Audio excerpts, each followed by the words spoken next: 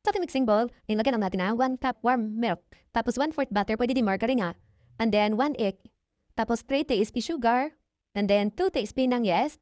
Haluin niyo lang ito maigi. And then sa kanyo ilagay yung flour. So dami tayo dito no. 3 and 1/4 all-purpose flour, pwede big flour. 1 cup milk powder and then 1 cup sugar. 1/3 pala, 1 teaspoon ng salt. And haluin niyo lang ito hanggang magiging hagawa kayo ng dough.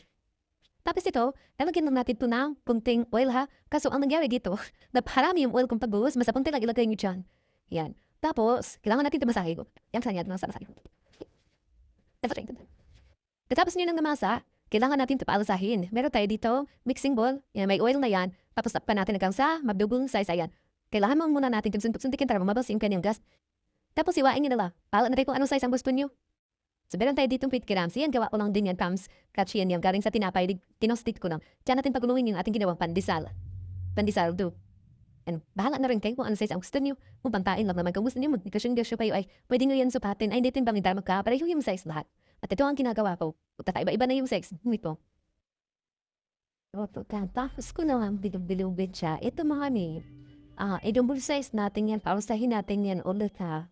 Tapos, pag okay na, pag umalis na ulit yung kagaya nito, ayan, pasok na natin yan dyan sa ating ubin. Sa naghahanap ng murang ubin, mga min, dyan sa ating yellow basket, lagay ko yung link, mura lang yan. Nasa 2,280, 48 liters. Mura na yan, mga mi, habang ganyan na size, mga mi. At saka tipid yan sa kuryente, mga mi. Kaya check out nyo na hanggat meron pang stock